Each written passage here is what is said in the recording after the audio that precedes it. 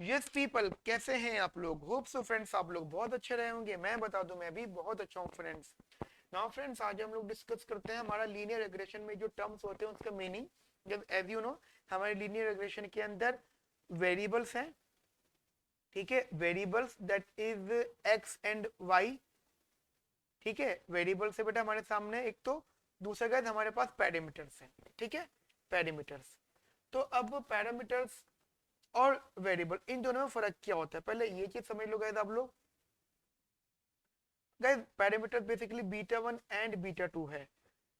Guys देखो, variable जो होते हैं वो बेसिकली हमेशा वेरिएबल रहते हैं। हमेशा वेरिएबल, वेरिएबल का मतलब होता है कि मान लो अगर इंडिपेंडेंट वेरिएबल चेंज होता है तो वेरिएबल, जो डिपेंडेंट वेरिएबल है वो भी चेंज होगा। ठीक है, दैट इज ये c is equal to C bar plus का small C Y, consumption function. तो यहाँ पे जो ये वाला c और ये y है, दीज आर दी वेरिएबल्स। ठीक है, और जब हम इसको ड्रॉ करेंगे तो गाइस एक्सिस पर भी बेसिकली यही वैल्यूज आएंगी। यहाँ पे c आएगा और यहाँ पे बेटा y आएगा। ठीक है, जस्ट एग्जांपल मैं आपको दे रहा था। बट जो बेटा पैरामीटर्स होते हैं, पैरामीटर बेटा हमारा एरर को मिनिमाइज करके निकलते हैं। जब हम अपने एरर को, सैंपल एरर को मिनिमाइज करते हैं, देन गाइस हम लोगों को पैरामीटर्स की वैल्यू मिलती है। ठीक है बेटा। नाउ अब बेटा एक स्टेटमेंट आती है यहाँ पर कि जो लीनियर रेग्रेशन, जो ये जो टर्म लिखा हुआ है लीनियर रेग्रेशन, इसका मीनिंग क्या होता है? लीनियर रेग्रेशन का मतलब होता है कि जो हमारे पास में मॉडल है, that is population regression function, वो लीनियर होगा इन पैरामीटर, बट इट मे और may not be linear in variables. मतलब मैं पहले तो एक स्टेटमेंट लिख देता हूं कि regression linear regression means the population regression function PRF is linear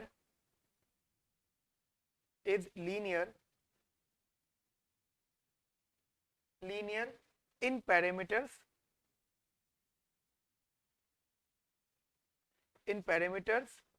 but it may or may not be linear in variables basically. ठीक है, तो जस्ट ऐसा मान के चलो कि जो बीटाज होते हैं इनकी पावर वन होनी चाहिए, कुछ भी हो जाए। ठीक है, बीटाज जो होंगे इनकी पावर वन होनी चाहिए। अब दूसरी बात, y और x की पावर वन हो तो कोई बात नहीं, वन ना हो तो भी कोई बात नहीं। ठीक है, मतलब वन हुआ तो तब भी वो लीनियर बोला जाएगा, और अगर वन नहीं हुआ, मान लो x की पावर टू हो गई, मान लो यहाँ पे x की पावर टू हो गई, नॉन लीनियर है बेसिकली x की पावर। तो गाइस x की पावर भले नॉन लीनियर, बट ये मॉडल हमेशा लीनियर बोला जाएगा। ठीक है, इतनी बात समझ में आ गई? तो गाइस स्टेटमेंट ध्यान रखना, मैं रिपीट कर रहा हूँ कि लीनियर इन पैरामीटर्स, लीनियर रेग्रेशन का मतलब होता है कि जो पीआरएफ होता है वो लीनियर इन पैरामीटर होता है, बट इट मे और may not be linear in variables. ठीक है बेटा। अब बेटा कुछ एग्जांपल समझ लो, यहाँ पर कुछ छोटे से एग्जांपल मैं आपसे डिस्कस कर लेता हूँ कि आपको मतलब कैसे कैसे इक्वेशंस मिलेंगी जिनको आप लीनियर या फिर नॉन लीनियर बोलोगे। एग्जांपल बेसिकली, जैसे हमारे पास इक्वेशन है Y I is equals to beta one plus का beta two X I plus का म्यू आई। तो guys basically this is linear. ठीक है, मतलब देखो बीटा वन की पावर वन, बीटा टू की power one, doesn't matter X Y की पावर क्या है, वो बात अलग है कि यहाँ पर भी इसकी पावर वन है, लेकिन उससे कोई फर्क नहीं पड़ता। सिमिलरली बेटा यहाँ पे Y I is equals to beta one plus beta two X I square plus का म्यू आई। ठीक है, तो guys this is basically linear, ये भी लीनियर बोली जाएगी बेटा। ठीक है, एंड एक एक मान लो रेग्रेशन मॉडल है L N Y I is equals to beta one plus का beta two L N X I plus का म्यू आई। ठीक है, तो गाइस देखो बात ये है कि y बेसिकली आप कह सकते हो अलग हो गया, x हमारा थोड़ा सा डिफरेंट हो गया, but beta one beta two की पावर तो गाइस वन ही है, तो गाइस अभी भी आप इसको लीनियर बोलोगे। ठीक है, एंड सिमिलरली बेसिकली अगर मैं यहाँ पे लिख के चलता हूँ Y I is equals to beta 1 plus का बीटा 2 की power 3 X I plus mu I. तो गाइस ऑब्वियसली बात है बीटा 2 की पावर 3 हो गए, तो इसे आप बोलोगे नॉन लीनियर। ठीक है बेटा, क्या बोलोगे मेरे बच्चा इसे? इसे आप बोलोगे मेरे बच्चों non linear. Got it? Now fifth point, that is Y I is equals to beta 1 beta 2 beta 3 X I plus का म्यू आई। अच्छा गाइस इसको क्या बोलोगे? अगेन गाइस इसको भी आप नॉन लीनियर बोलोगे। अब बोलो सर नहीं, पावर तो 1 1 है। हाँ पावर तो 1 1 है, लेकिन गाइस जब आप इसको ड्रॉ करोगे तो ये मतलब कर्व में ड्रॉ होगा। ठीक है, तो बेसिकली जब दो नंबर्स का मल्टीप्लाई होता है तो गाइस वो रिजल्ट नॉन लीनियर देता है।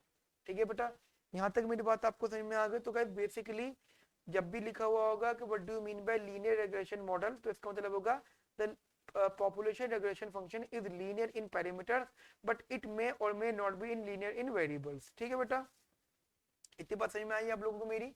नाउ अब बेटा यहाँ पे अगला जो टॉपिक मैं यहाँ पे ऐड कर रहा हूँ आप लोगों से, that is very very important concept, that is assumptions of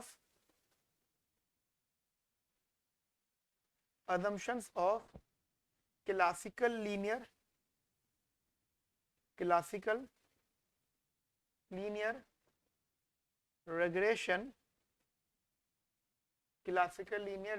model, that is CLRM। got it? Classical linear regression model की assumption. Guys very very important, exam में मान के चलें अजम्पशंस नॉर्मली आती हैं पेपर में आपके, अब वो एंट्रेंस हो या एकेडमिक्स हो, गाइस हर जगह बेसिकली क्वेश्चन आता है। तो गाइस बेसिकली हमारे पास अजम्पशन है, मैं आपसे डिस्कस कर रहा हूँ 1 बाय 1। देखो बेटा सबसे पहली अजम्पशन हमारे पास जो होगी वो ये होती है, जैसे यही वाली सबसे बड़ी अजम्पशन है जो मैंने अभी अभी जस्ट आपको थोड़ी देर पहले बताई है, वही सेम अजम्पशन है guys, that is the regression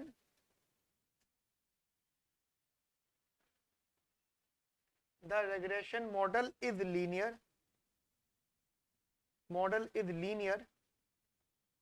in parameters but it may or may not be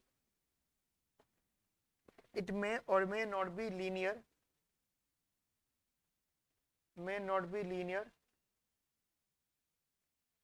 in variable। ठीक है, ये तो ये बात गाइस हम लोग कर चुके हैं, मतलब ये टॉपिक की हेडिंग भी थी और ये अलग से भी मतलब इन्होंने अजम्पशन से ऐड करिएगा। ठीक है, तो बेसिकली गाइस ये हमारी फर्स्ट अजम्पशन है। ठीक है, नाउ अगले अजम्पशन की बात करते हैं हम लोग बेटा, यहाँ पर वो है बेटा सेकंड इज द कैपिटल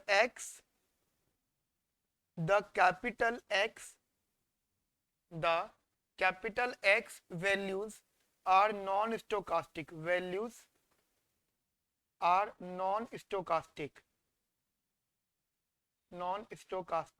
ठीक है, the capital values are non-stochastic and xi's are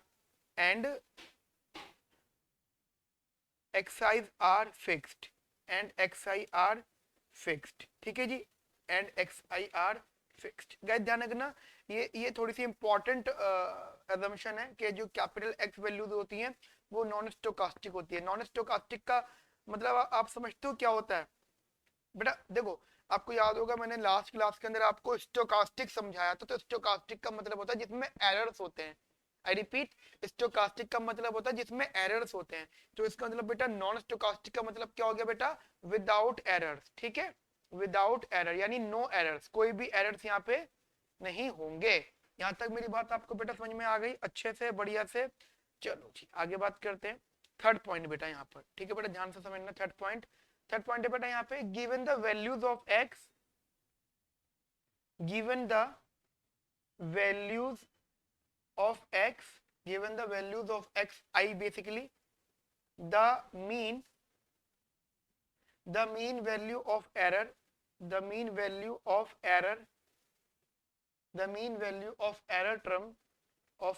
term mu I is zero that is expectation of mu I is equals to 0। ये ध्यान रखना, पॉपुलेशन का जो एरर्स का एक्सपेक्टेशन आप निकालते हो तो गाइज वो बेसिकली 0 होता है। ठीक है, तो जस्ट ये भी गाइज थोड़ी इंपॉर्टेंट असम्पशन में काउंट हो जाता है। ठीक है बेटा, यहाँ तक मेरी बात आपको समझ में आई अच्छे से, बढ़िया से। अच्छा, एक असम्पशन है हमारी इसके बाद में, फोर्थ असम्पशन, दैट इज होमोडास्टिसिटी। ठीक है, होमोडास्टिसिटी, होमोस ऐसे कर ले, बात कर लेते हैं, सिडास्टिसिटी। देखो टीसीटी, सिडास्टिसिटी। ठीक है, देखो होमो का मतलब होता है बेसिकली यहाँ पे इक्वल, और सिडास्टिसिटी का मतलब होता है बेटा एरर्स, तो यानी इक्वल एरर्स। अगर आप इसकी बात करते हो तो गाइस यहाँ पे क्या होता है कि अगर आप यहाँ पे वेरिएंस ऑफ म्यू आई निकालते हो, अगर आप यहाँ बेटा वेरिएंस ऑफ म्यू आई की बात करते हो तो गाइस वो सिग्मा स्क्वायर के बराबर होता है। यानी आप सोच रहे होंगे म्यू आई है तो यहाँ पे सिग्मा स्क्वायर आई आना चाहिए था, नहीं, सिग्मा स्क्वायर आई नहीं आता यहाँ पे गाइस, इनकी वैल्यू बेसिकली सेम रहती है। ठीक है, यहाँ तक मेरी बात आपको बेटा समझ में आती है। अच्छा, थोड़ा सा ना यहाँ पे जस्ट एक छोटी सी वैल्यू डिस्कशन पे रहेगा, इस समझना यहाँ पे ध्यान से, दैट इज, चलो एक काम करते हैं, पहले 5वां रिमार्क और लिख लेते हैं, फिर उसके बाद कुछ गाइस रिमार्क्स होंगे वो साथ साथ बताऊंगा मैं आपको। फिफ्थ रिमार्क है बेटा यहाँ पे, ओ सॉरी, फिफ्थ असम्पशन है यहाँ पे बेटा, there is no autocorrelation, there is no autocorrelation, there is no auto correlation between the error term, that is given the two values, given the two values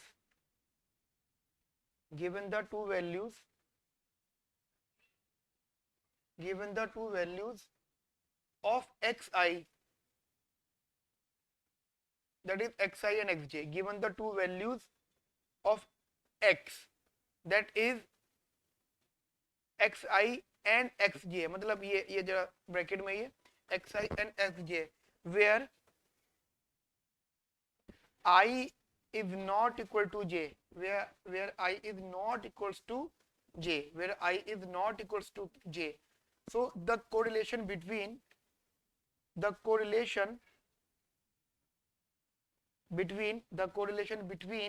mu I and mu j is 0, mu I mu j is 0। इसका मतलब बेटा ये हो गया कि अगर आप covariance of mu I and mu J निकालते हो तो बेसिकली, यानी इसको लिखने का तरीका बेसिकली ये हो जाएगा बेटा, म्यू आई माइनस का एक्सपेक्टेशन ऑफ म्यू आई, ठीक है, इनटू म्यू जे माइनस का एक्सपेक्टेशन ऑफ म्यू जे। ठीक है, तो जस्ट ये, तो ध्यान रखना बेटा, जब अगर इनका बेसिकली एरर्स, आपको पता है कि ये एक्सपेक्टेशन ऑफ एरर्स बेसिकली 0 था, तो ये हो जाएगा आपका expectation of mu I dot mu J. ठीक है, expectation of mu I dot mu J, और एक लॉ के हिसाब से हम इसको एक्सपेक्टेशन ऑफ म्यू आई कह सकते हैं इनटू एक्सपेक्टेशन ऑफ म्यू जे बोल सकते हैं। ठीक है, तो उसके हिसाब से बेटा ये 0 इंटू 0 हो गया, that is 0। So that correlation between mu I and mu J is basically 0। ठीक है बेटा, अच्छा अब यहाँ तक मेरी बात आपको बेसिकली समझ में आ गई होगी। ठीक है बेटा, अब एक काम करते हैं, देखो मैं आपको जैसे बता देता हूँ, जैसे कि मैंने यहाँ पे आपको थर्ड अजम्पशन बताई थी, तो अगर स्पेस नहीं हो तो जस्ट मैं आपको थोड़ा सा एक मैं रिमार्क बताऊंगा जो थर्ड अजम्पशन से कनेक्ट करेगा। एक रिमार्क लिखना बेटा, basically remark number 1, connected with या फिर रिलेटेड टू अजम्पशन नंबर 3। ठीक है, वो क्या होता है बेटा, जस्ट होता है जी कि if expectation of mu I given that X I, that is also written as expectation of mu I is equals to 0। ठीक है बेटा, मतलब expectation of mu I basically equals to 0, then the regression line, then the regression line will passes through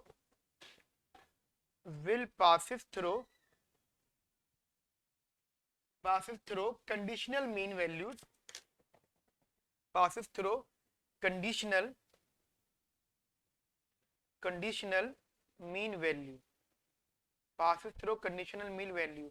इसका meaning समझते हो आप क्या होता है कि अगर बेटा अगर हम बेसिकली रेग्रेशन लाइन के एक्सपेक्टेशन निकालते हैं तो जो एक्सपेक्टेड वैल्यू होती है बेटा वो फिर हमारी मीन वैल्यू से पास करती है। इसका मतलब ये हो जाता है कि एक्सपेक्टेशन निकालते हुए हमारा मतलब अगर हम एक्सपेक्टेशन निकालते हैं तो गाइस एरर का एक्सपेक्टेशन 0 आता है, इस वजह से हमारा लाइन जो बेटा मीन वैल्यू से पास करता है। ठीक है, यहाँ तक एक बार ये तो एक रिमार्क था जो हमारे बेटा जो रिलेट कर रहा था हमारी अजम्पशन नंबर बेसिकली 3 से। ठीक है, अच्छा एक रिमार्क और है यहाँ पे, दैट इज रिमार्क नंबर 2। वो गाइस रिलेट करेगा रिलेटेड टू अजम्पशन नंबर 4। ठीक है, दैट इज अजम्पशन नंबर 4 आपको पता ही है, होमोसेडास्टिसिटी का मतलब जो मैंने बताया था आपको।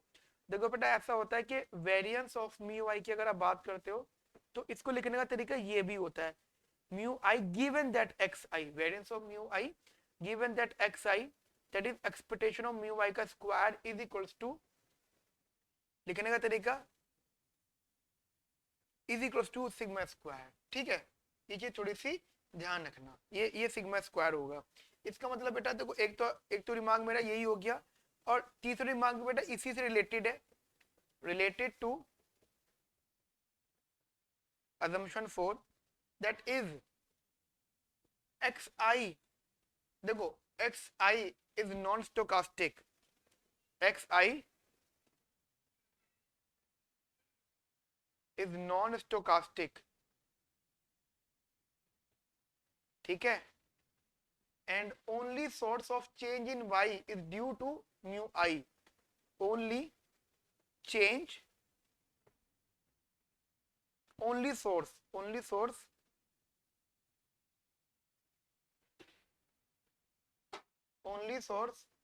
of change in yi is due to mu I, यानी म्यू आई की वजह से वाई आई में बेसिकली चेंज होगा, यही एक मतलब सोर्स है हमारे पास में। ठीक है, उसके बाद guys mu I's are homoscedastic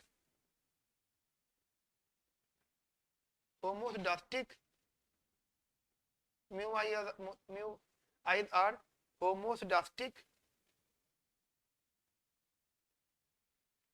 therefore y i's are also homoscedastic,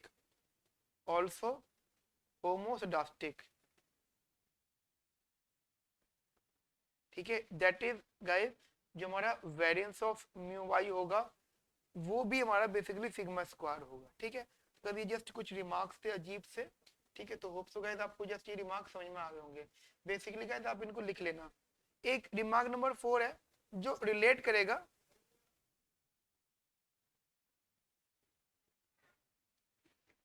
related to assumption 5। ठीक है, दैट इज आपको पता था बेसिकली कोरिलेशन 0 होता है तो covariance between Y I and Y J is basically 0। ठीक है, यहाँ तक मेरी बात आपको बेटा समझ में आ गई। नाउ बेटा सिक्स्थ assumption है हमारी यहाँ पे, sixth assumption that is zero covariance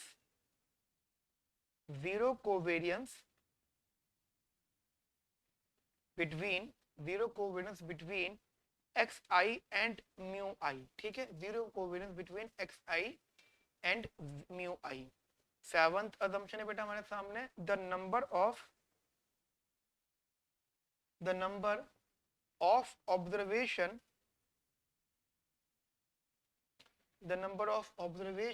must be greater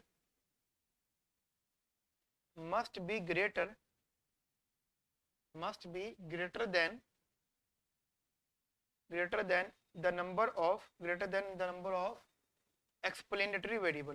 explanatory variable। Guys देखो ये चीज समझना ध्यान से, explanatory variable, as you know explanatory variables क्या होता है guys, basically explanatory variables X को कहते हैं हम लोग, ठीक है। जो हमारा एक्स होता है वो एक्सप्लेनेटरी वेरिएबल्स होते हैं। वो कहते हैं जो number of observation that is an, जो नंबर ऑफ ऑब्जर्वेशन होगी जो एन होगा वो हमेशा एक्सप्लेनेटरी वेरिएबल्स यानी एक्स से ज्यादा होगा, ठीक है बेटा। तो ये चीज थोड़ी सी ध्यान रखना, ठीक है। नाउ एट्थ अजम्पशन है हमारी यहाँ पर, एट्थ अजम्पशन। तो एट्थ अजम्पशन बेटा यहाँ पे है the variance, the variance of x must, the variance of x must be finite, must be finite, must be finite positive number, must be finite positive number. देखो बेटा actually ये जो concept है ये इंपॉर्टेंट भी है, क्योंकि गाइस ये भी काफी बार एकेडमिक्स में और एंट्रेंस में बात गाइस पूछी जा चुकी है कि जो वेरिएंस ऑफ एक्स होता है वो एक तो फाइनाइट होता है यानी इन्फिनिटी नहीं होता, तो दूसरा वो पॉजिटिव नंबर होता है, ठीक है। यानी ये variance of X I is basically एक तो पॉजिटिव होगा, ठीक है, और दूसरा वो नॉट बेसिकली ये पॉजिटिव तो होगा लेकिन ये लेस देन इन्फिनिटी होगा, आप ऐसा मान के चलो इसको, ठीक है बेटा। तो ऑटोमेटिकली फाइनाइट नंबर हो गया, इन्फिनिटी से छोटा है तो गाइस वो फाइनाइट ही होगा। Now the ninth assumption is the regression, the regression of x, the regression of x, the regression model, the regression model is correctly specify, is correctly specify, correctly specify that is the number that is there is no, that is there is no specification, there is no specification by biasness, ठीक है, specification biasness, ठीक है। लिख देते हैं इसको, ठीक है। अच्छा बायसनेस का मतलब समझते हो क्या होता है, एरर्स को बायसनेस कहते हैं हम लोग, ठीक है ना। अब बेटा यहाँ पे 10th assumption है हमारे सामने, 10th assumption जो इंपॉर्टेंट है, अगर 9th भी इंपॉर्टेंट है एग्जाम 25 से, एंड 10th भी बेसिकली गाइस इंपॉर्टेंट है आपकी, that is there are no, there are no perfect, there are no perfect linear relationship, perfect linear relationship, linear relationships between the explanatory variable, explanatory variable मतलब there is no perfect linear relationship between the explanatory variable. इसका meaning समझते हो क्या होता है, इसका meaning बेटा ये होता है कि जैसे हमने बोला यहाँ पे परफेक्ट लीनियर रिलेशनशिप, इसका मतलब ये हो गया कि लेट सपोज मान लो कि Y I is equals to, एक इक्वेशन है बीटा वन प्लस का beta two X two I and plus का beta three X three I. ध्यान रखना बेटा, पहली बात तो सबसे इंपॉर्टेंट बात ये है कि ये हमेशा मल्टी पल रिग्रेशन मॉडल्स में मिलेगी, बात आपको हमेशा कहाँ मिलेगी बेटा, ये मल्टीपल रिग्रेशन मॉडल्स में मिलेगी बात आपको। उसके अलावा ये बेटा टू वेरिएबल में नहीं मिलेगी। अब यहाँ पे देखो ये इक्वेशन है, अब हम ये कह सकते हैं, अभी हमने अगर ये बोला कि हमारे पास जो x3i वेरिएबल है वो x2y से रिलेटेड है, मान लो ये इसका ट्वाइस है, ठीक है, x3i जो है x2y का ट्वाइस है। तो फर्स्ट ऑफ ऑल पहली बात तो ये हो गई कि ये परफेक्ट लीनियर रिलेशनशिप हो गया। मैंने इसको जस्ट एग्जांपल लिया आपसे, ठीक है, एग्जांपल लिया, और गाइस अगर मैं इसको यहाँ पुट कर दूंगा तो ये आ जाएगा बीटा वन प्लस का beta two X two I plus का बीटा थ्री और two into X two I plus का, अच्छा म्यू आई भी रख लेते हैं यहाँ पे म्यू आई, और कॉमन लिया मैंने इसको is equals to beta one plus का X two I into beta two plus का टू बीटा थ्री प्लस का म्यू आई, ठीक है।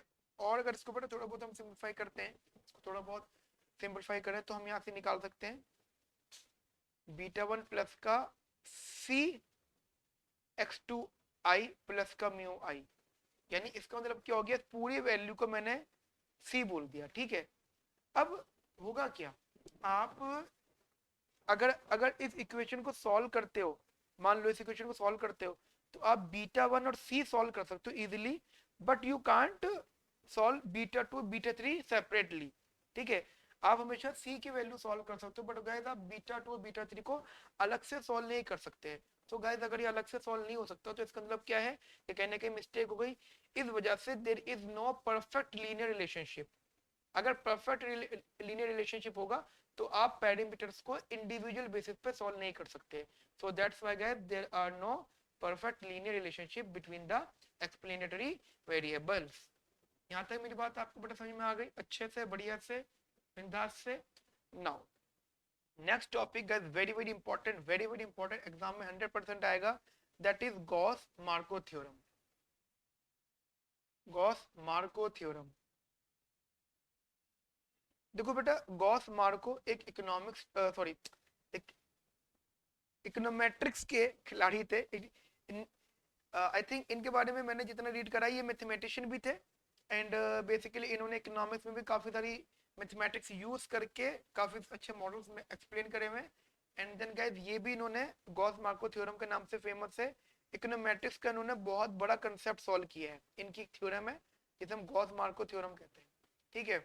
बेसिकली मैथमेटिक्स, ये मैथमेटिशियन भी है। इनके बारे में छोटी सी हिस्ट्री है, वो बेसिकली मैं आपको बता देता हूँ, मैं हर बैच को बताता हूँ, मैं आप लोगों को भी गैस बताता हूँ। देखो बेटा, एक्चुअली गॉस मार्को जब बहुत छोटे थे, एक्चुअली होता क्या था बेटा, बेसिकली मैं आपको छोटा सा स्टोरी टाइप बताता हूँ कि पहले जमाने में क्या होता था, मतलब मान लो 100-150 साल पहले, मैं जनरल बात कर रहा हूँ आपसे, 100-150-200 साल पहले। तो उस टाइम बेटा जो जो कॉलेज के प्रोफेसर हुआ करते थे ना, वो ऐसे नहीं हुआ करते थे जैसे आज की डेट में। आज की डेट में तो कॉलेज के प्रोफेसर है भी और नहीं भी, पता ही नहीं लगता कि कॉलेज के प्रोफेसर हैं या नहीं। मतलब कॉलेज के प्रोफेसर का मतलब ये हो जाता है कि एक तो वो मास्टर्स हैं, मास्टर डिग्री है, फिर उनका नेट पेपर क्लियर होगा, या फिर वो मतलब नेट पेपर क्लियर होगा, साथ साथ वो जेआरएफ भी हो सकता हो, वो पीएचडी कर रहे हो, प्लस वो बहुत बड़ा इंटरव्यू फेस करते हैं जब उनका बेटा वो फिर वो शॉर्टलिस्ट होते हैं, फिर उनको सिलेक्शन होता है, देन फिर उनको कॉलेज में लेक्चरशिप मिलती है, ठीक है। मतलब इनका प्रोसेस तो बड़ा खतरनाक होता है। लेकिन जब आप लोग इनकी टीचिंग देखते हो तो लगता है कि यार ये तो ऐसा लगता है कि रिश्वत दे के टीचर बने, ठीक है। लेकिन गाइस पहले जमाने की अगर बात करते तो पहले जमाने में ना कॉलेज के प्रोफेसर एवं नहीं लगा करते थे। कॉलेज के प्रोफेसर के लिए सबसे पहले जरूरी होता था कि एज अच्छी खासी होनी चाहिए, मतलब यंगर्स को तो कॉलेज तक भेजते ही नहीं थे टीचिंग में। अगर जैसे मैं बात करूँ थोड़ी पुरानी, न्यूटन के टाइम की, आइंस्टाइन के टाइम की, ठीक है, मिल्टन फ्रीडमैन के टाइम की बात अगर मैं करता हूँ आप लोगों से, तो अब एक कहानी क्या है, 100-200 साल पुरानी बात कर रहा हूँ, कि एक स्कूल में एक मतलब सॉरी एक पर्सन था, ठीक है। वो बहुत इंटेलिजेंट था, मतलब वो ग्रेजुएट हो गया, पोस्ट ग्रेजुएट हो गया, और आई थिंक पीएचडी भी थे, ठीक है। ठीक है, वो बड़े मैथमेटिक्स के बहुत बहुत नॉलेजेबल पर्सन थे। लेकिन एक बात थी कि उनके ना एज थोड़ी कम थी, होता है थोड़ी सी उम्र कम थी, जैसे हमारी भी उम्र कम है, ठीक है, उनकी उम्र कम थी, तो उनको उन्होंने बेसिकली कॉलेज के लिए अप्लाई करा तो उनको कॉलेज टीचिंग नहीं दी गई, ठीक है। तो उनको यही बोला गया कि भाई आप आपकी क्वालिफिकेशन सारी अच्छी है, बस आपकी एज कम है। तो उस पॉइंट से ये हुआ कि उनको ना स्कूल में टीचिंग दे दी गई, ठीक है, उन्हें बेसिकली स्कूल के अंदर टीचिंग दे दी गई। अब जब वो स्कूल के अंदर बेसिकली ये पढ़ाने गए, पहली बात तो उनको खुशी नहीं थी, लेकिन जब वो पढ़ाने गए तो उनको बेटा छोटी क्लासेस प्रोवाइड कर दी, छोटी क्लासेस, बहुत छोटी क्लास, मतलब फर्स्ट या सेकंड जो भी होती है, छोटी क्लासेस। अब वो क्या करे, इतना बड़ा मैथमेटिशियन क्या करे, वो तो बहुत टॉप लेवल के मैथमेटिशियन थे। तो वो क्या करते थे, बच्चों को मतलब क्लास में जाते थे, बच्चों से, छोटे बच्चे तो ये मतलब बेटा फिर तो टाइम पास ही हो गया। जैसे हमारे कॉलेज के अंदर, मतलब कॉलेज के अंदर जैसे लेक्चर करते ना आके टाइम पास, ऐसे वो भी टाइम पास करने लगे।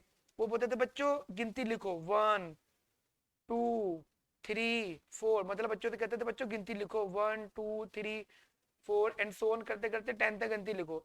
बच्चे घंटों में गिनती लिखते थे, चलो लिखिए है। और जब गिनती लिख लेते थे फिर कहते थे बच्चों इनको अब ऐड करके लाओ, ठीक है। तो बच्चे ऐड करने में, और जब तक बच्चे इसको ऐड करके लाते थे तब तक गाइस ऑलमोस्ट पीरियड खत्म हो जाया करता था, ठीक है।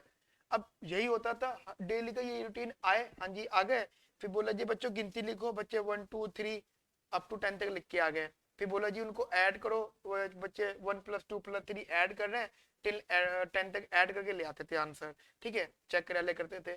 डेली रूटीन यही हो गया। एक दिन वो आए, उन्होंने बोला बच्चों गिनती लिखो, बच्चों ने लिखा 1 2 3 एंड 4 एंड सो ऑन, 10 तक गिनती लिखी। फिर उन्होंने बोला बच्चों अब इसको ऐड करके लाओ।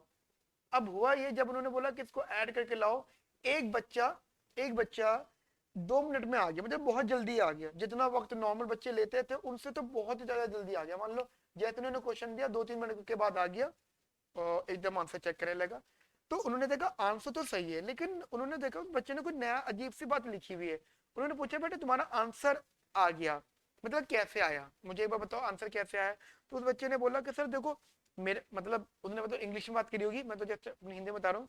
उन्होंने बोला सर देखो ये तो हमें पता था कि इसका आंसर 55 है, मतलब जब हम इसको ऐड करेंगे 1+2+3, अब ऐड भी कर लो तो ये ऑलमोस्ट बेटा आई थिंक 55 ही होता है, ठीक है, ठीक है ना, 55 ही होता है। तो उन्होंने उसने बोला बच्चे ने कि देखो सर हमें ये बात तो पता थी कि इसका जो सम है वो 55 है, तो बस मैंने 55 सम लेकर आया। उन्होंने बोला कैसे लेकर आया भाई। उसने बोला बच्चे ने कि सर देखो आप ना 1 to 10 गिनती देते थे। मैंने कहा ठीक है, तो मैंने क्या करा, मतलब पहले टर्म को 1 को और आखिरी वाले टर्म को ऐड कर दिया। क्या ठीक है, कह रहा 55 तो नहीं आया। कहता सिर्फ फिर मैंने ये देखा कि आप मतलब नंबर कितने थे इसके अंदर। हमने बोला हाँ भाई 10 नंबर थे। उसने बोला फिर मैंने सर उन टोटल नंबर से मतलब 10 से मल्टीप्लाई कर दिया। कह रहा फिर भी आंसर नहीं आया। तो फिर मैंने देखा था कि बेसिकली मैं ऐड कितने नंबर को कर रहा हूँ, 1 और 10, ये 2 नंबर है, इसका मतलब क्या मैं 2 से डिवाइड कर देता हूँ, ठीक है। तो यानी जब हमने इसको सॉर्ट आउट करा तो 55 आया। यानी देखो इंटरेस्टिंग बात देखो क्या थी, अगर ये कहानी सच्ची है। यहाँ पे देखो, यहाँ पे जो 10 है वो n है, 2 आ गया। यहाँ पे जो 1 है वो फर्स्ट टर्म है a, और जो ये 10 है ये वाला ये है an। और आपको जानकर हैरानी होगी कि ये SN का फॉर्मूला है। आपको शायद पता लग गया होगा SN का फॉर्मूला।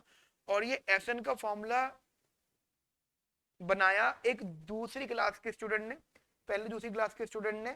मतलब कितनी हैरानी वाली बात है कि जो बच्चा पहली दूसरी क्लास में, उसने हमारे उस फॉर्मूले को बनाया जिस फॉर्मूले को हमने 10th में इस्तेमाल करा और 10th के बाद में भी फर्स्ट ईयर तक भी लेकर आए, दैट इज एसएन का फॉर्मूला। एंड गाइस उस बच्चे का नाम था गॉस मार्को, ठीक है। तो बेसिकली गॉस मार्को की हिस्ट्री है। एंड आगे चल के बच्चे ये ऑब्वियस बात है बहुत बड़े मैथमेटिशियन बने। फिर इकोनोमेट्रिक्स में काफी अच्छा इन्होंने वर्क करा, स्टैटिस्टिक्स में बहुत अच्छा वर्क करा, and then after that economics में भी काफी जगह इनका नाम है, ठीक है बेटा। तो बेसिकली छोटी सी हिस्ट्री थी, आई नो आप बोर हो गए होंगे, लेकिन गाइस जस्ट मुझे अच्छा लगता है, मैं हर साल बताता हूँ ये बात। नाउ गाइस अब हम टू द पॉइंट अपने कंसेप्ट पढ़ते हैं, that is Gauss Marco theorem. Gauss Marco theorem, ठीक है, गॉस मार्को थ्योरम। अब देखो गॉस मार्को थ्योरम में बेटा 4 प्रॉपर्टीज हैं, आपको चारों प्रॉपर्टीज अच्छे से समझनी है, ठीक है। थोड़ी सी ठीक ठाक प्रॉपर्टीज है, लेकिन हाँ अगर मैं एग्जाम पॉइंट ऑफ व्यू से बात करूं तो 100% पेपर में आएगी, गारंटी बेटा 100% पेपर में गॉस मार्को थ्योरम आएगी डेफिनेटली, ठीक है। बेसिकली गाइस ये प्रॉपर्टीज है। सबसे पहली प्रॉपर्टी है यहाँ पर, दैट इज प्रॉपर्टी नंबर 1। सबसे पहली प्रॉपर्टी बेटा यहाँ पर प्रॉपर्टी नंबर 1, दैट इज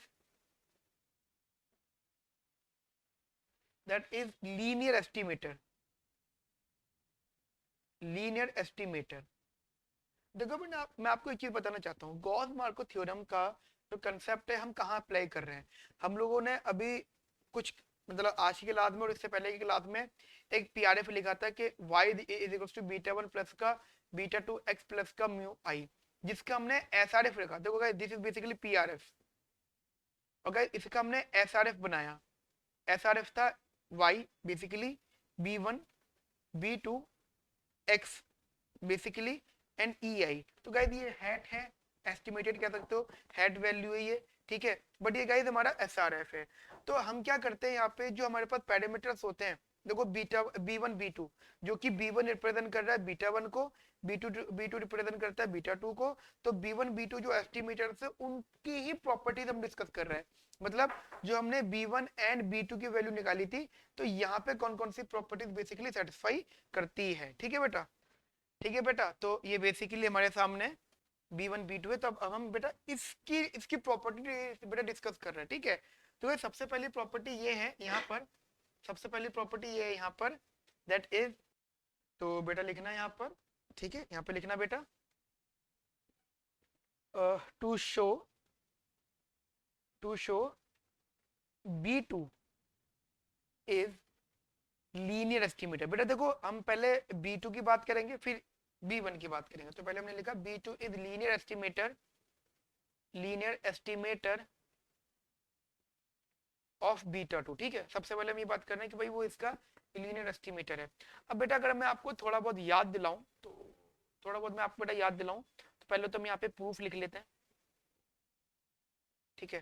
तो थोड़ा बहुत अगर मैं आपको बेटा याद दिलाऊं तो हमारे पास एक इक्वेशन थी, बेसिकली B2 का फॉर्मूला था जो हमने डिराइव किया था, that was basically summation of small X I Y I upon में summation of small X I का स्क्वायर, ठीक है। तो गाइस हमारे पास में एक इक्वेशन थी जिस हमने ये पैरामीटर की वैल्यू सॉल्व करी थी।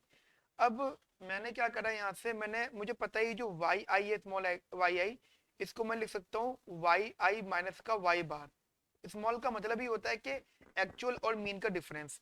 तो मैंने क्या किया, यहाँ से इसको सॉल्व किया। सबसे पहले तो मैंने स्मॉल वाई को लिखा कैपिटल वाई आई माइनस का वाई बार एंड अपॉन में summation of small X I square, ठीक है।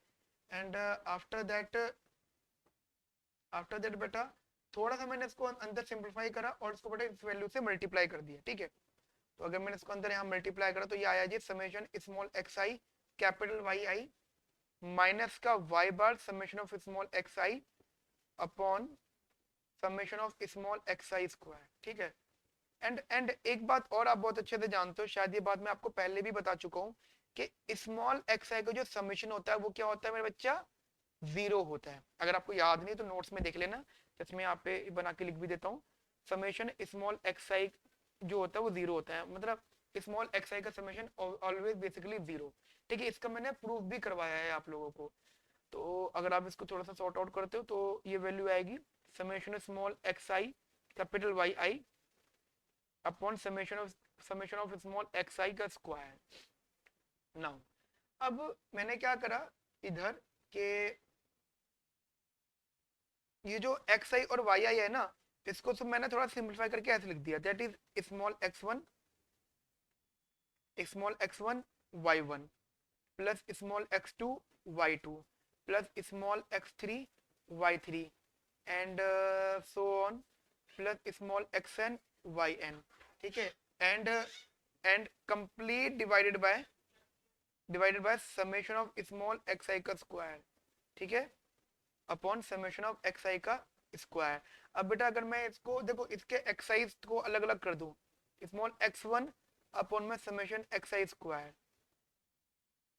और y1 बाहर ले गया, ऐसे ही x2 अपॉन में समेशन ऑफ xi का स्क्वायर, y2 को बाहर ले आया, ऐसे ही x3 upon summation of xi square, ऐसे y3 को बाहर लिया, ऐसे सो ऑन करते करते गया और ये आया जी xn स्मॉल xn अपॉन में summation of xi square yn, ठीक है। अब गाइस देखो है क्या, मैं इस वैल्यू को देखो बेटा ये पैटर्न है, ठीक है, इस पैटर्न को फॉलो करना है। इन वैल्यूज को कुछ एज्यूम कर रहा हूँ, ठीक है। मैं इनको गाइस कुछ एज्यूम कर रहा हूँ और गाइस एज्यूम भी ऐसे नहीं कर रहा हूँ, उस अजम्पशन को भी मैं आगे मल्टीपल टाइम्स प्रूफ करूंगा, काफी तक चीज उसमें सेटिस्फाई करवाऊंगा। तो इसे मैंने लेट किया K1, इसे लेट किया K2, इसे लेट किया K3, ठीक है। एंड इसको हम रख लेंगे Kn, ठीक है, मतलब आगे तक की वैल्यू जाएगी। एंड गाइस अगर आप इसको थोड़ा बहुत देखते हैं सिंप्लीफाई करते हो, ये हो गया, ये बन गया K1 Y1 plus K2 Y2 plus मतलब so on and plus Kn Yn, ठीक है, यानी B2। और अगर आप इसको थोड़ा बहुत और सिंप्लीफाई कर लो तो ये हो जाएगा summation of Ki Yi, got it. तो अगर आप ध्यान दो इधर ध्यान दो तो जो B2 है वो बेसिकली लीनियर एस्टिमेटर बन गया। B2 is the basically linear, क्योंकि देखो यहाँ पे k की पावर 1 और y की पावर 1। अब आप बोलो तो ये तो हमने जानबूझ के बनाई है, तो ठीक है ना, बनाई है, लेकिन गाइस अब जैसे भी था बनाना तो था, तो हमने गाइस इसको बना दिया, मॉडिफाई कर दिया। मॉडिफिकेशन तो गाइस पॉसिबल है हमारे लिए। हाँ यहाँ पे जो बेटा जो k i है वो बेसिकली एक्स आई अपॉन में summation of X I square है, ठीक है। जहाँ पे i की value 1 2 3 and so on till n तक अप्लाई करेगी, ठीक है। अब जस्ट ये लिख लेना बेटा, देयरफॉर जस्ट लिख देता हूँ आपके लिए, B2 is linear estimator, B2 is linear estimator of β2, ठीक है। तो गाइस ये जस्ट एक इंफॉर्मेशन हमारे यहाँ पे सॉल्व हो गई। अब गाइस हमारा जो सेकंड पॉइंट है दैट इज टू शो, ये गाइस हमारा सेकंड पॉइंट है, to show B1, to show B1 is linear, B1 is linear estimator of β1, linear estimator of β1, linear estimator of β1 basically. तो गाइज चलिए जी solve करते हैं हम इसको, अभी प्रूफ देखते हैं भाई इसका क्या है, ठीक है जी। इसका प्रूफ देख लेते जी क्या है। देखो गाइज हमारे पास जैसे आपको पता ही है कि हमारे पास B1 की वैल्यू हमने कैसे सॉल्व की थी। देखो बेटा B1 की वैल्यू हम लोगों ने कुछ इस टाइप से सॉल्व की थी, that is y bar minus का B2 x बार, अगर आपको याद हो। हाँ मैंने आपको अपनी क्लास के अंदर B1 की वैल्यू एक्चुअल वैल्यू भी सॉल्व करके बताई थी, लेकिन गाइस वो वाली बात है वो तभी करना है जब आपको स्पेशल उसके बारे में बोला जाए कि भाई वैसे ही सॉल्व करो, ठीक है। तो आप इसको बेसिकली मॉडिफाई कर सकते हो। अब देखो इंटरेस्टिंग बात क्या है, अगर आप ये भी देखो B1 की वैल्यू भी निकालो तो B1 की वैल्यू तभी निकलती थी जब हम यहाँ पे ये वाली B2 की वैल्यू पुट करते थे। अब अगर मैं यहाँ पे मॉडिफाई वैल्यू पुट कर दूं तो बुरी बात थोड़ी है, just as we know that कि B2 अब जो है वो समेशन के आई वाई आई बन गया, जो B2 है अब वो समेशन के आई वाई आई बन गया। अगर मैं यहाँ पर इसकी वैल्यू पुट कर देता हूँ तो बेटा क्या आएगा, summation of K I Y I into ये एक्स बार, गॉट इट। थोड़ा सा इसको अब देखो और सिंपलीफाई मैं कर रहा हूँ इस चीज को। वाई बार की वैल्यू को आप कैसे लिख सकते हो, वाई बार की वैल्यू को आप ऐसे लिख सकते हो बेटा, समेशन वाई आई अपॉन में एन माइनस का एक्स बार समेशन के आई वाई आई, ठीक है। अब इसको जस्ट हमने क्या किया, इधर थोड़ा सा इसको और सिंपलीफाई करा। देखो समझना, मैंने इसको थोड़ा सा और सिंपलीफाई करा। मैंने क्या करा कि इनका जो है समेशन बाहर ले आया मैं। अब देखो आप देखना क्या कर रहा हूं मैं यहाँ पे, मैं क्या कर रहा हूँ समेशन में इधर ले आया, समेशन ऑफ एक्स बार के आई, समेशन ऑफ एक्स बार के आई, ठीक है। एंड बाहर लिख दिया मैंने वाई आई यहाँ पर। तो एक तरीके से तीनों का समेशन टाइप हो गया। अब अगर बेटा एक बात बताओ, अगर मैं इनका समेशन यहाँ से बाहर कॉमन ले लूँ, यहाँ बचे वाई आई अपॉन में एन माइनस का एक्स बार के आई वाई आई, कोई बुरी बात तो नहीं, मतलब ये ऑथर ने इसको थोड़ा सा ऐसे टेक्निकल बताया। और साथ साथ अगर मैं यहाँ से y को उधर ले जाऊं, मतलब उधर लेने उधर क्या, उधर ब्रैकेट्स कॉमन ले लूं, ठीक है। तो जस्ट ये इक्वेशन बन गई। तो अगर आप ध्यान दो कि ये बन गया समेशन ऑफ 1 अपॉन में n माइनस का x बार के आई इंटू वाई आई। और आप देखो यहाँ पे इसकी जो पावर है बेसिकली गाइस वो 1 है, ठीक है। यहाँ पे गाइस इसकी बेसिकली पावर जो है गाइस वो 1 है। तो ये हो गया guys linear estimator of, basically guys this is linear estimator of β1, therefore B1 is linear estimator of β1, got it. यहां तक मेरी बात आपको बेटा समझ में आ गई अच्छे से, बढ़िया से। नाउ अब कुछ रिमार्क से जरा वो रिमार्क समझ लो, मतलब हमने फिलहाल अभी एक ही प्रॉपर्टी देखी है, कुछ रिमार्क से गाइस, रिमार्क वो जरूरी है अभी डिस्कस करने। देखो गाइस मैंने अभी यहाँ पे आपके साथ में एक अजम्पशन के तौर पर लिखा था कि भाई जो के आई होता है वो स्मॉल एक्स आई अपॉन में summation small X I square, ये हमने अपनी मर्जी से मान लिया। अब जब हमने किसी भी चीज को अपनी मर्जी से मानते हैं तो हमारी शर्त क्या होनी चाहिए वहां पर कि अगर हम कुछ अपनी मर्जी से मान रहे हैं तो दूसरी कुछ प्रॉपर्टीज हो तो गाइस वो वहां पे बेसिकली सेटिस्फाई करनी चाहिए, समझ रहे हो। मतलब यार अगर मैं अपनी मर्जी से कुछ अजम्पशन ले लेता हूँ तो इसका मतलब ये होना चाहिए कि ऑथर ने जिन जिन चीजों को बोला है कि भाई सेटिस्फाई करनी चाहिए तो वो बातें मेरी अजम्पशन पर भी सेटिस्फाई करनी चाहिए। अदरवाइज ऐसे तो फिर हम कुछ भी अजम्पशन ले लेंगे, ठीक है, टॉपिक ही खत्म हो जाएगा, ठीक है बेटा। तो हमें अजम्पशन भी इतनी ध्यान रख के लेनी है कि भाई कि जो ऑथर ने बोला है उसकी चीजें वायलेट ना हो, ठीक है। अब देखो ऐसे करके समझना, पहली बात तो मैं ये बता देता हूँ, ये जो के आईज है इसको हम एक तरीके से वेट्स बोलेंगे, ठीक है, इसे हम एक तरीके से बेटा क्या बोलेंगे, वेट्स। चलो जी, अब इसकी कुछ प्रॉपर्टीज देख लो, जो है हमारा के आई की कुछ प्रॉपर्टीज है, प्रॉपर्टीज ऑफ के आई क्या क्या होंगी वो।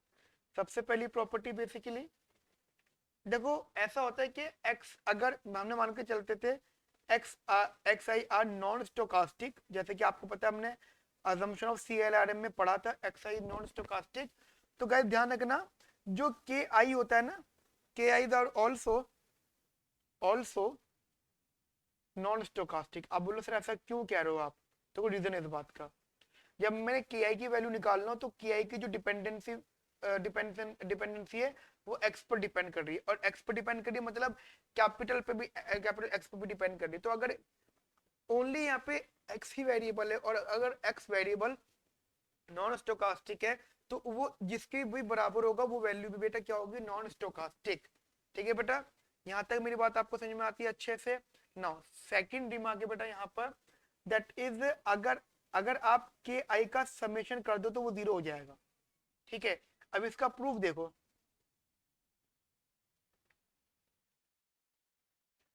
ठीक है बेटा, अब इसका प्रूफ देखो यहाँ पे ध्यान से, दैट इज हमारे पास बेसिकली के आई था, और वो था स्मॉल एक्स आई अपॉन में समेशन एक्स आई स्क्वायर।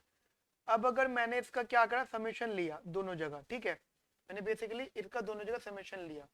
तो अब एक एक करके बेटा बात समझना, जैसे अगर मैं पहले बात तो पूरा का समेशन लिया जाएगा, तो ये समेशन अलग अलग हो जाएगा, मतलब समेशन का समेशन इज सेम समेशन, ये तो कांस्टेंट है, तो ये तो समेशन का समेशन इज समेशन ही जाएगा। अब मुझे बताओ बेटा ऊपर वाली वैल्यू स्मॉल एक्स आई का जो समेशन है वो क्या होता है, जिस मैंने आपको थोड़ी देर पहले बताया भी था बेटा, ये 0 होता है, तो 0 bye summation of small X I square that is 0। ठीक है, summation of small X I that is 0, got it. इस वजह से बेटा सारा का सारा कंसेप्ट क्या हो गया आपका, 0। नाउ थर्ड है हमारे सामने, summation of K I square is 1 upon में summation of X I square. ठीक है, मतलब summation of K I square is equals to 1 upon में summation of small X I square. Proof देख लो बेटा, इसका प्रूफ प्रूफ क्या कहता है जी हमसे, प्रूफ है जी हमारे पास के आई था ये स्मॉल एक्स आई अपॉन में समेशन एक्स आई स्क्वायर। ठीक है, हमने क्या करा, सबसे पहले स्क्वायरिंग बोथ साइड किया, ठीक है, फिर हमने क्या किया, समेशन दोनों जगह लिया। समझ रहे मेरी बात को, यानी ये हो गया summation of K I square is equals to summation of small X I square upon summation of small X I square का होल स्क्वायर। ठीक है, तो ये बेसिकली आप देखो ये क्या हुआ, ये सेम वैल्यू आ गई, तो इस वैल्यू से एक किया गया तो बचा गया यहाँ पे 1 अपॉन में स्मॉल एक्स आई स्क्वायर। ठीक है, ये चीज तो काफी इजी है, मतलब एक्स आई का स्क्वायर को फिर समेशन करो। ठीक है, एंड समेशन का summation is same as it summation. ठीक है बेटा, यहाँ तक मेरी बात आपको समझ में आ गई अच्छे से, बढ़िया से। नाउ फोर्थ पॉइंट है बेटा यहाँ पर, दैट इज समेशन के I W I, sorry summation के आई x I is basically 1 and it is also equals to summation of small मतलब ki into capital xi, it is also equals to 1। ठीक है बेटा, मतलब आप ki का multiply small xi से करो या ki का मल्टीप्लाई कैपिटल xi से करो बेटा, वो 0 ही सॉरी 1 ही होता है। अब इसका प्रूफ देख लो, प्रूफ क्या है बेटा, that is just as we know that कि समेशन ऑफ ki और स्मॉल एक्स आई, इसको लिखने का तरीका समझना, मतलब मैं इसको लिखने का तरीका ये होगा कि जैसे जैसे एग्जांपल मैं एक एक करके बता देता हूँ। मान लो मेरे पास में के आई है ये स्मॉल एक्स आई अपॉन में समेशन स्मॉल एक्स आई का स्क्वायर। ठीक है, ठीक है, अब क्या करो, इसकी एक्स आई से मल्टीप्लाई करो, यहाँ भी कर दिया हमने। ठीक है, अब इसका समेशन ले लो दोनों जगह, तो देखो क्या आएगा, समेशन के आई एक्स आई, ये हो गया समेशन एक्स आई का square upon summation x I का स्क्वायर। तुम देखो कैंसिल आउट हो गया, आ गया जी 1। है ना, कितनी आसान बात, कुछ टफ नहीं है इसके अंदर बिल्कुल भी। ठीक है। अच्छा ये बात बार बार ध्यान मैं बता रहा हूँ आपको, कोई समेशन एक्स आई स्क्वायर है, अगर आप इसका समेशन लेते हो तो कहते हैं यही सेम बन जाएगा। ठीक है, तो इसमें कुछ खास बात नहीं थी, टफ नहीं था, बेसिकली इजी इजी सा बेटा कंसेप्ट था। सिमिलरली मैंने आपको ये एक्स्ट्रा वैल्यू और बताई है, तो इसके बारे में बेटा मैं आपको बता देता हूँ। दैट इज मेरे पास स्मॉल के आई था, मतलब के आई था is equals to small X I into summation of X I square. मैंने क्या करा, इसकी मल्टीप्लाई कैपिटल एक्स आई से करी। ठीक है, मैंने इसकी मल्टीप्लाई किससे करी, कैपिटल एक्स आई से। अब जरा एक बात समझना ध्यान से, कैपिटल एक्स आई से करी और साथ साथ मैंने क्या करा, समेशन लिया दोनों जगह, यानी मतलब समेशन लिया मतलब पूरा समेशन लिया था, जिसकी वजह से ये ओनली समेशन ऊपर वाले का रहेगा, तो समेशन ऑफ स्मॉल एक्स आई। अच्छा कैपिटल एक्स आई को जस्ट मैं आपको बता देता हूँ, जो स्मॉल एक्स आई होता है वो कैपिटल एक्स आई माइनस का एक्स बार होता है। तो अगर जस्ट मैं आपसे बोलूँ कि व्हाट अबाउट कैपिटल एक्स है, तो आप उसे बोलोगे स्मॉल एक्स आई प्लस का एक्स बार। ठीक है, तो आप जस्ट ये वैल्यू यहाँ पुट कर सकते हो इसकी जगह, तो ये हो जाएगा स्मॉल एक्स आई प्लस का एक्स बार एंड अपॉन में summation of small X I square. थोड़ा सा इसको सिंपलीफाई कर लें हम लोग बेटा यहाँ पर, तो ये आ जाएगा summation of small X I square plus का X bar summation of X I upon में X I square. And guys आप बहुत अच्छे से जानते हैं कि ये वैल्यू क्या होती है, जीरो। स्मॉल एक्स आई का समय जो होता है बेटा वो जीरो होता है, तो उस हिसाब से ये बना summation of small X I square upon में summation of X I square, cancel out कर दिया तो बेटा क्या आ गया आंसर, बेसिकली 1। ठीक है बेटा, मेरी यहाँ तक की बात आपको समझ में आती है अच्छे से, बढ़िया से। ठीक है बेटा, ओके। तो बेटा देखो अभी की क्लास के अंदर मैंने एक तो assumption डिस्कस करी, उसके बाद गई थी मैंने प्रॉपर्टी गॉस मार्को थ्योरम की प्रॉपर्टी डिस्कस करी है। एंड गाइस बेसिकली यहाँ पे 4 प्रॉपर्टीज हैं, मैं इस क्लास के अंदर एक ही प्रॉपर्टी डिस्कस कर रहा हूँ। इसके बाद की जो क्लास होगी बेटा उसके अंदर प्रॉपर्टी 2, 3 एंड 4 डिस्कस करेंगे हम लोग। ठीक है बेटा, तो गाइस इस क्लास को अच्छे से देखना, कोई भी दिक्कत है मुझे बताना गाइस। ठीक है friends, okay friends, have a nice day, thank you, bye bye, take care.